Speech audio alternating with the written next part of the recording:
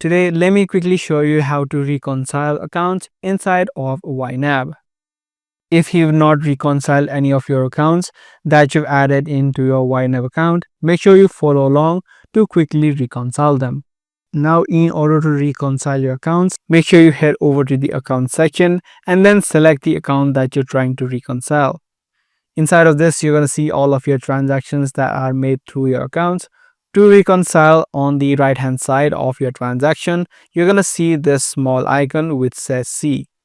C meaning reconcile. You can just tap on these individual options on each of these accounts that you're trying to reconcile. Once you selected those transactions that you're trying to reconcile, tap on the three dotted line on the top right, and then here you'll have the option called reconcile.